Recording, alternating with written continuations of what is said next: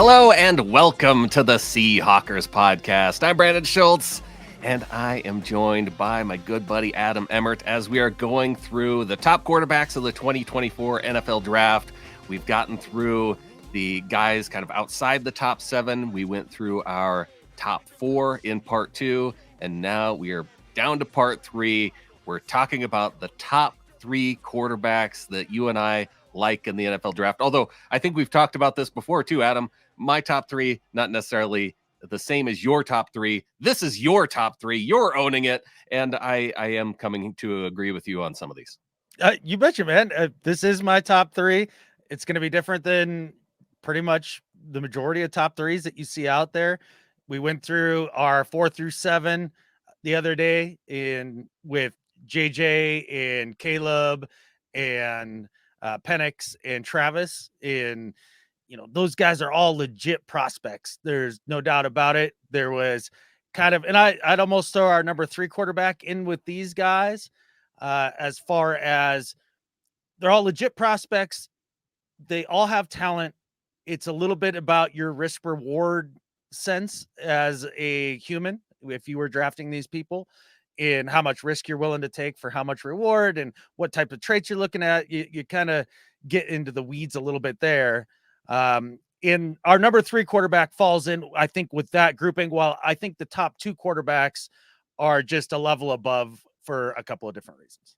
And it is a good reminder to say kind of how you've been viewing it is that you're looking at guys and the quarterbacks really that they are right now, and not so much looking at the potential aspect of it, because I think that's where, Caleb Williams in the last video at number 4, I think a lot of the reason why he gets looked at as number 1 and ranked as number 1 in so many of the rankings, one, I think people just they know now that he's going to go first overall to the Bears, so why not put him at 1?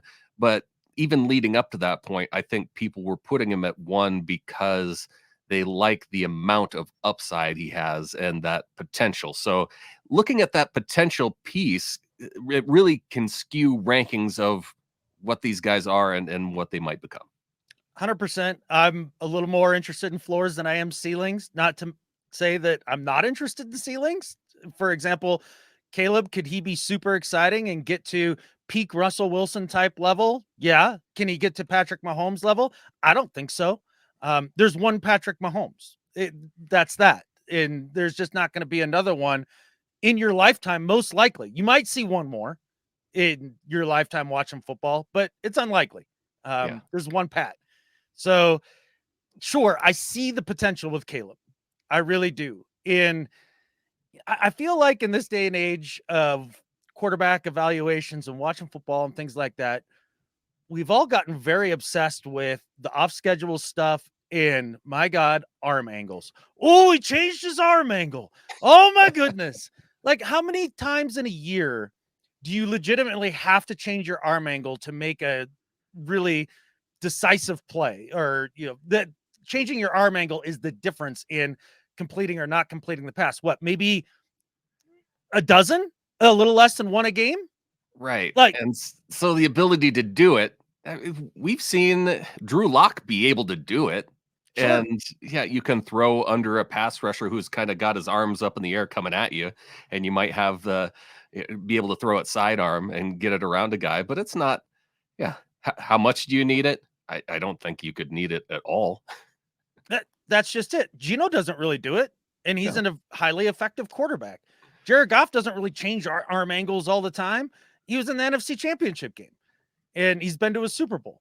Like, there's a lot of guys that don't have all the quote arm talent, like in the saucy looking plays on film, but still can get it done. And that's kind of where I'm coming from in my perspective on this, is that I want to see guys who can play quarterback. I don't really care about the athleticism per se, or, some of just the wow stuff. I want to see a guy play quarterback. And I don't think that there's been a draft process for quarterbacks in my lifetime where guys are penalized so hard for playing quarterback, and the backyard guys are the ones that are getting all the love. And I feel like that's where it is with Caleb. And, our number 3 quarterback, Drake Maye, I think he's got a little bit of both. Drake May's an interesting one. I would not have had him in my top 3, but I can see based on your process and like you said, that ability to play quarterback, he does all the quarterback things well. The reason why I don't even have him really in my top 5 is because I can't find a thing that Drake May does that I like better than almost any other quarterback, even in the top 7. But he's the well-rounded guy, I guess. You bet, man. That's a great way to put it. I once owned a Jeep Patriot, and it had a little 5-speed manual. And I've always joked it was everything a Subaru wished it would be, or wish it could be. And the thing about the Jeep Patriot was, did it go super fast, 0 to 60? No. Did it do it well enough to get in and out of traffic? You bet. Uh, could you cruise down the highway nice and comfortable? Yeah. Was it a Cadillac? No. Could you go up in the woods and get up to that trailhead? You betcha. Was it a tricked out Rubicon to be able to do a rock crawling and that sort of thing? No. It did everything just like pretty damn good. And it was a reliable, awesome car. I was sad to see it go when I sold it. Like, it was very good. And it was something that you could build your life around. And I think Drake May is a guy that you could build your NFL life around if you are willing to sit his ass down for a year. Because for all the things that he does well, like he's got nice pocket presence. Like he'll get up and move through the pocket, through a dirty pocket, and deliver the football. He can move to his right and to his left and reset and just fire. He's got good ball placement for the most part. I think some of the accuracy issues that are touted with him are much more Josh Allen like than say Jameis Winston like. They're something that with some time and some work, I think can be fixable. He can get to every level on the field with the throws. He's got plenty of arm. He's tough. He's mobile enough. I don't think he's going to run around like he did in college in the NFL. I don't think that that's going to work for him. He's functionally mobile, but at the end of the day, like you said, Brandon, you're like, you see 2-3 throws where you're like, wow, okay, that's an NFL throw, but you don't see a consistent batch of skills, or just one skill set that you go, oh my gosh, this guy is elite at this. The only thing where I kind of had that little bit of question is he better at doing things like reading defenses and decision making? And he's up there. I think in terms Sure. of those 2 things, reading defenses, decision making, I think he's better than Caleb. He might be better than JJ. I think he's better than Travis. I think he's better than Penix. And then it just comes down to the guys in the top 2. And I guess he was top 3 for me, but that was the thing that I thought that he did better than most, but not quite better than all. Yeah. And a guy that can process. Now, it scares me to death saying that about him, because how many North Carolina quarterbacks have we watched in recent years? And I mean, the top 2 that you really think of are Howell and Trubisky, right? And when Trubisky came out that year, I was like, yeah, okay, I see all the traits. I guess we'll have to see in the league. Sam Howell, I've never been on the Sam Howell train. Some people are, I get it. That's fine. But North Carolina quarterbacks scare me to death. And I think they have shown that they've had a difficult time taking the mental leap to the NFL. And that's where I think Drake Maye really needs a year. Wasn't Russell Wilson a North Carolina quarterback? North Carolina State. Oh, he was NC State. That's right. Okay. Yeah. Yeah, because other than that, that's the one guy who comes to mind then. Yes. No, the guys that the Tar Heels, the ones who wear that light powder blue, which is actually kind of a sick uni, It's a but good color, yeah. yeah, their offense just does not seem to produce NFL caliber quarterbacks when it comes to the processing end of things. With that said, I kind of go to look at the back of the helmet, that stripe on the back of the helmet test. Are they, ticking through guys when they need to? And he does that. And, there's a zillion throws on his tape of one read, rip it, just like Oh, yeah. every single That's college kind of quarterback. normal college game, though. It is. In, all the bubbles and, some of the predetermined stuff, you bet. But when you get past that and you can see the few times that he is asked to do NFL type things, he does do it. There are NFL throws on tape. He's got the size. I mean, there's nothing about the reason he's number 3 for me, Brandon, again, being more interested in floors and ceilings. Yeah. There's nothing on his tape that I look at and go, "Oh god, there's no way." Yeah, and that's a good way to describe it. He might be the safest of these of the ones that we've talked about so far. I feel Sure. like he might be the safest, but I like the upside of every other guy is the other is the problem with it. Yeah, and look, and his upside is tremendous. Like for me, his floor is Danny Dimes. Like he could look exactly like Daniel Jones, be able Yes. to move just enough, have some accuracy issues, Although can throw the Daniel Jones a little bit faster, I think. I would agree. Yeah, I would absolutely agree. And I think Drake May's a little bit better passer sure. than Danny Dimes. So, but yeah, kind of that level of quarterback where you're like, did you lose your job over it if you're the head coach? Maybe. He did get to a second contract, right? And Sure. that could kind of be where it is for Drake May. And really, I think the seasoning would be kind of the difference for you there. I think his ceiling is Matt Stafford because you talk about a big semi-mobile guy with all the arm, can do the arm angle thing and, can be exciting that way. That's where I think he could top out, which is high level quarterback play.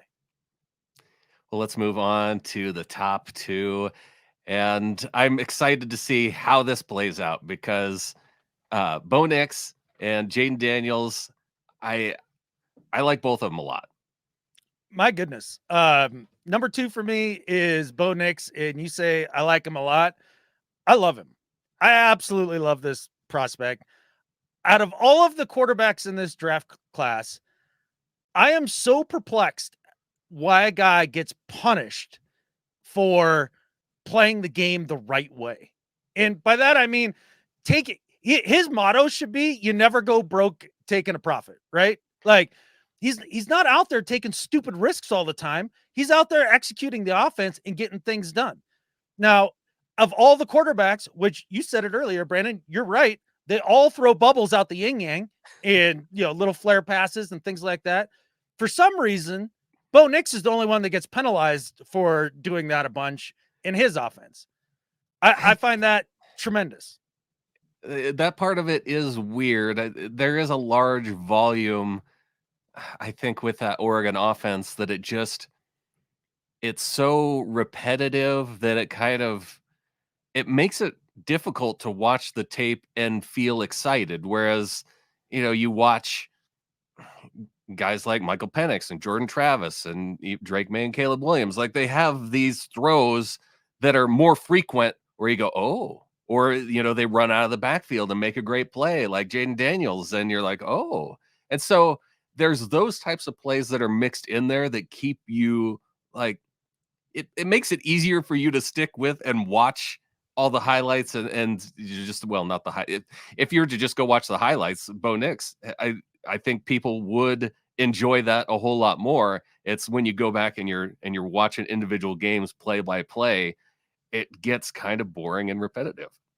I can totally see that. And one of the reasons why I think I'm as high on Bo Nix as I am is one of my biggest whiffs in doing this over the years was Herbert in not being able to separate the wheat from the chaff, between Herbert and the offense. And, for example, as I've went through and I've watched Knicks multiple times now, like every time that there's a bubble or a swing pass or something like that, my brain turns off and I just don't register it. Like that's Yeah. just not, it just didn't exist. What I love about Bo Nix is that his game is tailor made for today's NFL. Like, think about it, man. In the last 5 years, everybody has gone to that 2D Fangio safety stuff. We've seen so many of the big downfield throwers like Russ and Mahomes and guys like that start to struggle with that when that change first kind of came into the league where people went away from the single high stuff and cover 3 Seattle stuff and started going to the 2 high Fangio stuff, which makes you take your profit by either checking it down or playing the mid range and then hitting the occasional deep shot when you can suck them down once they get tired of getting gashed underneath. And that's exactly what Bo Nix is. Like Yeah. he will slice and dice you like no other in this draft. And it's quick. That's the thing about it. It's so decisive and the ball placement is so good on the regular that even if it's a 8-yard slant, the ball's right here. Yeah. And the guy's able to keep going. He's able to play that 5-yard to 15 to 20-yard game like no other in this draft, and ripping overs and, digs and, crossers. And, it doesn't matter. All levels of, from the middle to outside the hashes, he does it all. And he doesn't have the biggest cannon in this draft, but the arm is solid enough to do all that. And I think that sort of game, especially when you add in his off schedule ability, I don't understand why he's not talked about higher. It's funny because I went through this in a different way that you did. I hadn't started watching any of Bo Nix until after the combine, and his combine performance and the way he threw was such a turnoff that I didn't even want to watch his college stuff because I was like, oh, this guy like his accuracy is not great. His arm isn't as strong as the other guys that he threw against. But then as I went back and I watched and compared him to, the other guys through this year, that was the thing that stood out to me as the thing that he does better than the group. I have the ball placement at all levels on the field. And going back and you'd watch the screens, yeah, it's on point every time where the ball is. And, unless the receiver drops it's not usually Bo Nix's fault. And those throws over the middle, the quick slants. He's not the whole shot king like Michael Penix, but he can get it into those areas. Uh and yeah, it's just that well-roundedness at being able to throw at all levels with accuracy. I think he does better than any of the other top 7. And he never puts the ball in danger. Like, it's so Yeah. rare that he makes a throw where you go, ooh, that's a pick on Sundays. Like, The it's one that jumped out to me the most was the Washington game, and where he's rolling out to his right, and I think he saw the defensive back trailing one of the wide receivers, kind of pushing him out of bounds, and then as soon as the defensive back turned around, it was right in his hands as he was thrown toward the sideline, and it was, you could kind of see where he was going with it, but also, yeah, that might have been the silliest one I saw. Oh, for sure. I mean, every quarterback's going to have a couple bad balls on their Yeah. tape throughout the year. There's no doubt about it. It wasn't like Jordan Travis, though. No, where you're just like, dude, you can't be doing that. You just throw it away or just eat the sack. It's fine. Bo Nix, you don't get that. Him and JJ McCarthy, I think, are the two most ready-made NFL quarterbacks right now. And yeah, go ahead, man. I could see you. Here's the thing: when I look at Bo Nix versus McCarthy and why I would have them flip flopped in my mind, Bo Nix, the thing that bothered me the most about him is he did not really stick in the pocket as much as I would like, and part of it too is because he was such a quick decision maker. And they ran out of shotguns so often. I didn't really see a lot of him stepping up into the pocket and making time and making those downfield throws. I think that's a legit criticism. The way he does make time is by getting to the edge. Yeah. You're not wrong there. The difference between him and Caleb in that respect is Caleb is often not trying to get to the edge. He's trying to get backwards. And that's what bothers me about his game. Whereas, Bo, sure, he'll go backwards a little bit, but he's really trying just to get to the edge, and his head is up and he's looking for that next opportunity in the secondary play. Look, the other He's thing just about as him, mobile as Caleb Williams too, I think. he is. That's the thing that I can't understand. It's like, just because he doesn't live in it, like, doesn't mean he can't do it. So you're talking about a guy who can play in structure, on time, in rhythm with supreme accuracy from, mid-game down, and a guy that can then also, if it doesn't go according to script, can get off script and be a legit playmaker. Like, why are we upset about this? Like, I don't understand why he's talked about, like, okay, Penix, and then, yeah, I guess there's Nix and maybe Rattler. And it's like, what are we watching? Like, why is he penalized for playing on time and in rhythm? Like, one of the things that I hear a lot is, well, a lot of his throws were predetermined.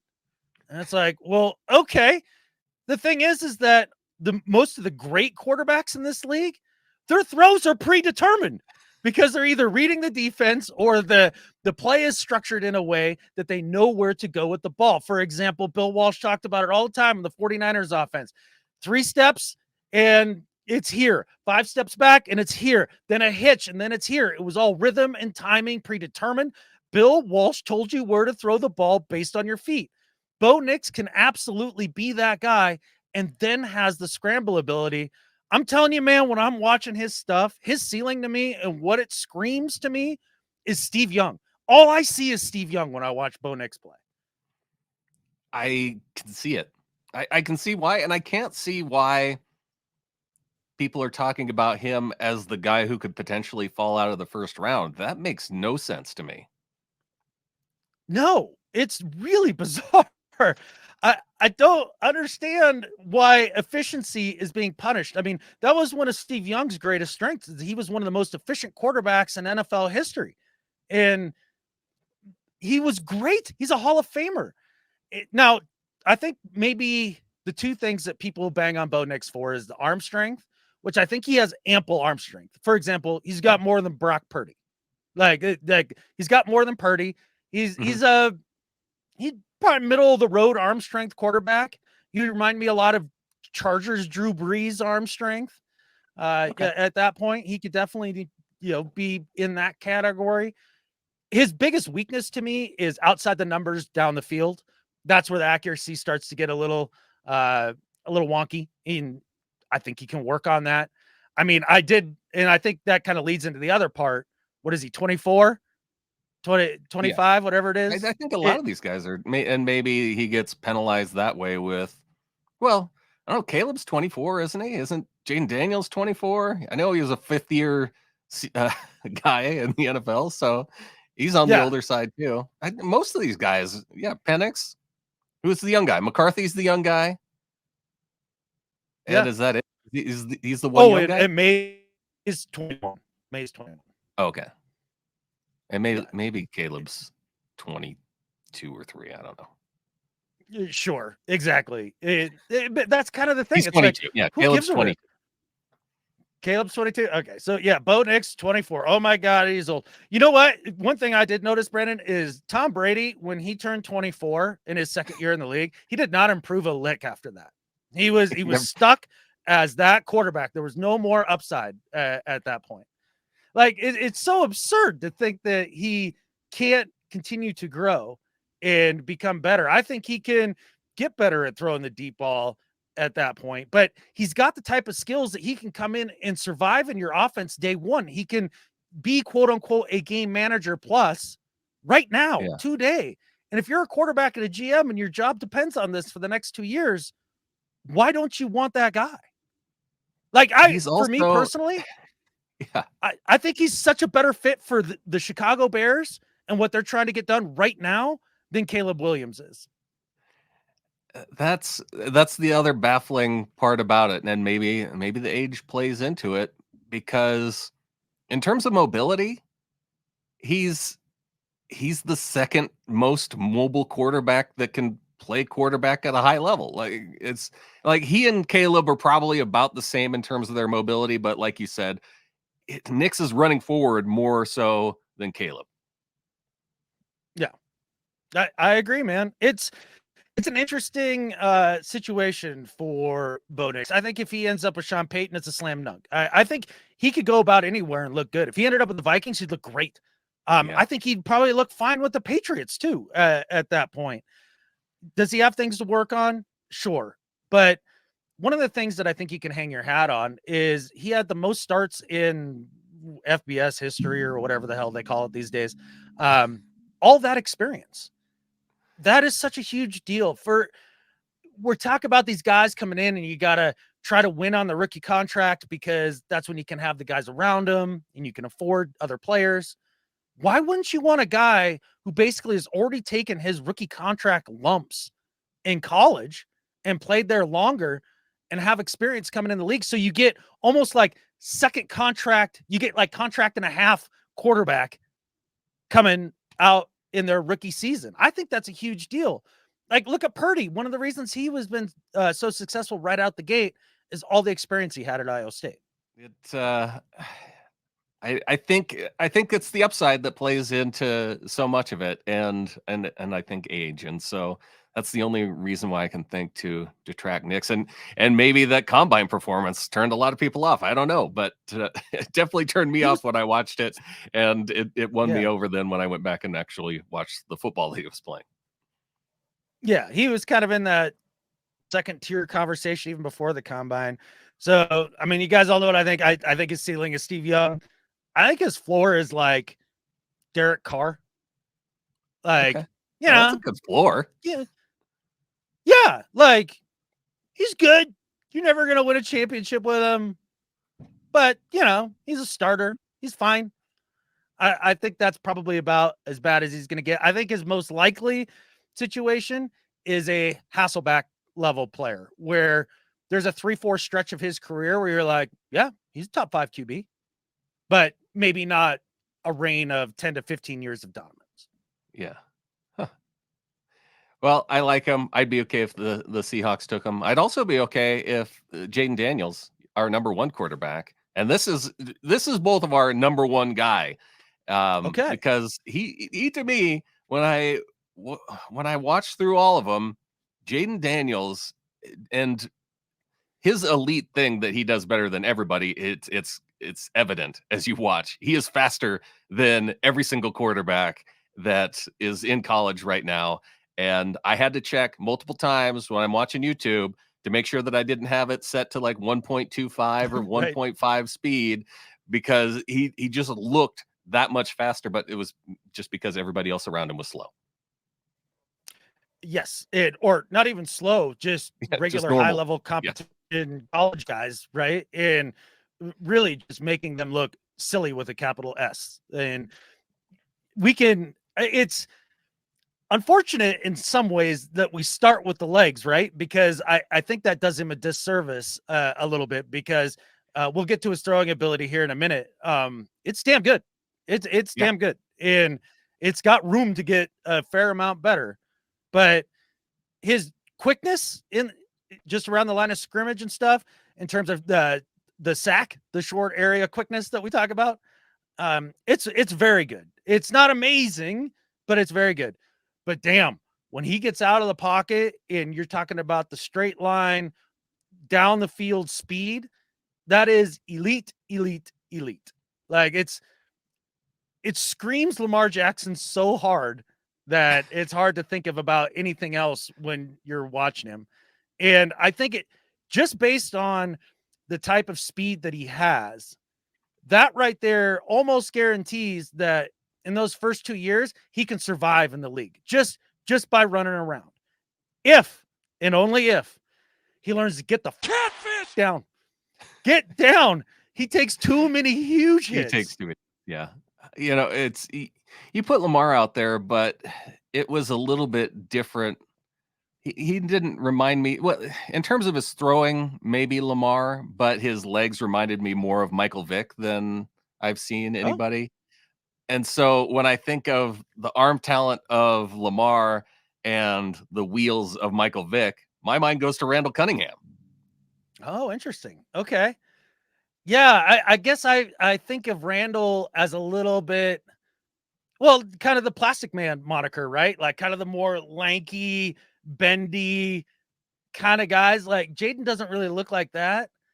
I would say the only reason I don't see Vic as much is I think Vic in his short area quickness, like he also had long speed, but his jitterbug stuff, like Barry Sanders type stuff, was Yeah. the best of all time when it comes to the quarterback position. I don't think that that's Jaden's game quite so much, but maybe it is the throwing motion that does get me into the Lamar vibes here, because it does look just like Lamar in just the way his feet look, the way it's kind of a little bit of a lower release, but all the arm strength in the world that you'd want and enough consistent accuracy that you go, ooh, when you watch the tape. Like when I saw Jaden Daniels U tape, uh, that's what I expected Caleb Williams tape to look like with all the hype that he had been given. With all the hype. Yeah. And I don't know why. Well, Jaden Daniels is getting plenty of hype. I mean, he's Now, being talked about as Washington, being the guy at number 2. I just don't see him sliding outside of the top 5. Probably not. When I started this exercise, what, like 2, 3 months ago, and then, finally getting to just before the draft here to put it out, I wanna say that Jaden Daniels was, like, number 4 for a lot of people, number 3, and now he's clearly the number 2 for most folks, and, most people are in the I hype don't know. spin of Some the people Caleb are Williams. talking about McCarthy being number 2. Some people talking about May at number 2. McCarthy's insane at number 2. Like, if there's anybody in this process that has started to rise further than I think what their actual value will be, it's McCarthy to this point. People talking about trading up and trading multiple picks for McCarthy. Oh, hell no. No, no, no, no. If he falls to you at whatever your pick is, 7, 8, 9, 15, 20, whatever it is, and you want to pick him, then pick him. Yeah, I wouldn't be mad about it. But no, you don't give up the farm for McCarthy. Bo Nix, maybe, but Jaden Daniels, yeah, for sure. That because that's generational type speed. Like you see Lamar and Kyler. Those are your two guys with that kind of speed. And I think Kyler's more of the short area guy rather than the long speed. But those guys can survive just on that, but it's rare. Yeah. Yeah, it definitely has Kyler speed, and I would rather have if the Arizona Cardinals, it would make a ton of sense that to go ahead and just take Jaden Daniels and get rid of Kyler. Oh, hell yeah. If they were, I know they've been talked about as taking a receiver, but if he were there for the Cardinals and they didn't take him, I think that would be silly. There's a bunch of these quarterbacks that I would take and kick Kyler out the door for in a heartbeat, just for the money aspect of it at that point. And Jaden Daniels is one of them. Look, man, if he's I want to there, know the other ones. Which other ones would you put ahead of Kyler in this top 7? I would take. Okay, I would take Jaden. I would take Bo. I would take Drake Maye. I would take JJ. I would take Caleb? Caleb. I would Okay. just because I know where the ceiling is with Kyler, and it's a bottom third of the league quarterback. Fine. Yeah. That's just where it's been for him. Although I do think that that's probably the most likely place that Caleb ends up with his style of play. We'll see. That leaves Jordan Travis and Michael Penix. And let's I'd take say, Penix for sure. yeah, Yeah, I'd take both those guys and get rid of Kyler. Like, we know what Kyler is now. He's too small, and he's never going to lead you to the promised land. Like, and I don't think his leadership is top notch either. yeah, With all that said, so I don't know, man. I don't understand why they're holding on to Kyler there. I mean, especially when you have this plethora of quarterbacks to choose from. And what are they, 4? They're at number 4. they're at number 4. Like, just move on. Yeah, they could have any of those guys. In fact, they could maybe have one of these, guys who fall to the 6th or 7th one outside of the first round. They could have them in the second round. Heck yeah. Uh, I don't know, man. Maybe he's got dirt on the Bidwells that we don't know about, but yeah, they definitely seem kind of locked in with him. But it will be interesting to see if anybody does want to try to trade up with the Commanders or the Patriots to get into number 2 or number 3 to get towards some of these guys. Because what would we say the consensus order is right now? It'd be Caleb, and then what, Jaden Maye. I'd say that's probably the Yeah, consensus. Caleb, Jaden, May, JJ. JJ. And Yeah. then I feel like Penix is kind of leaning top 5, Okay.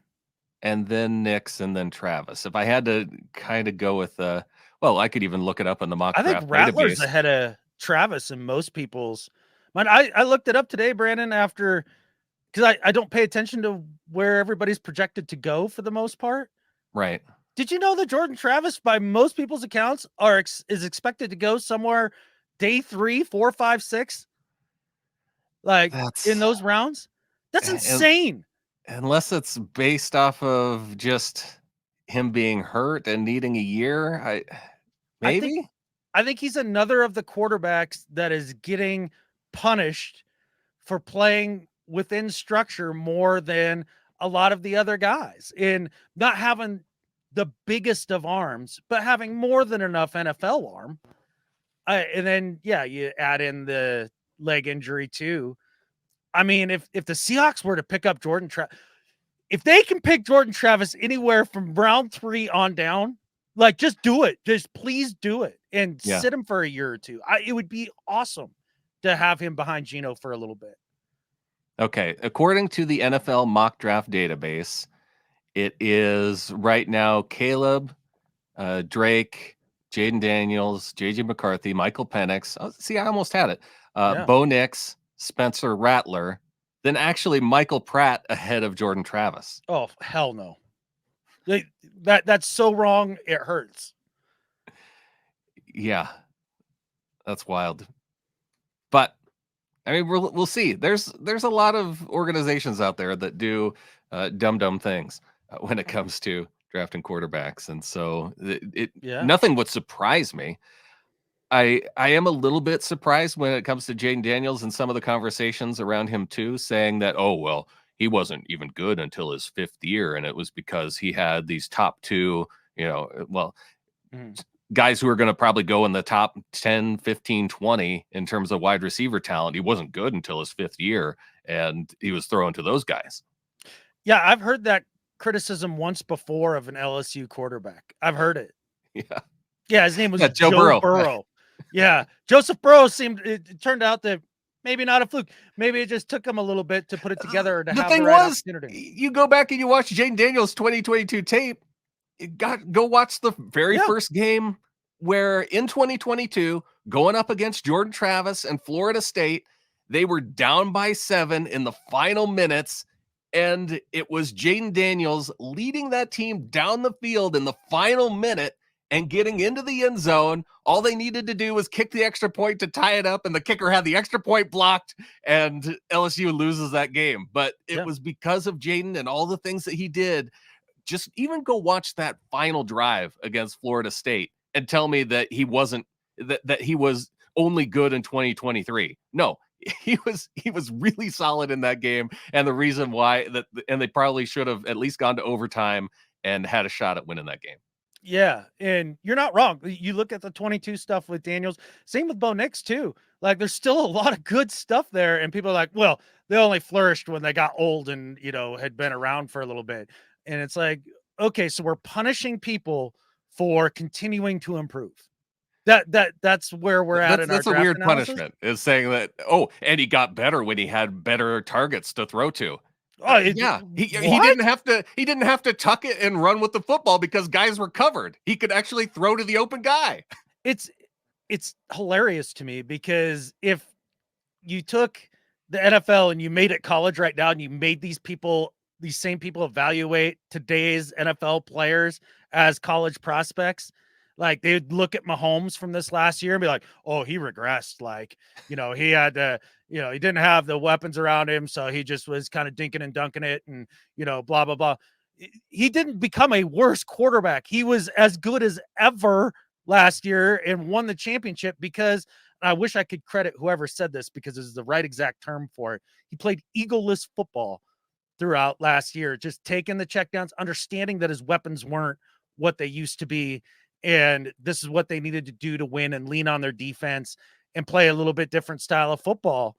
Like, that's what you want out of your guy. I want my guy to be able to play whatever style is necessary. Do they look decent with lesser talent? Maybe the year before? Yeah. Do they look even better with better talent?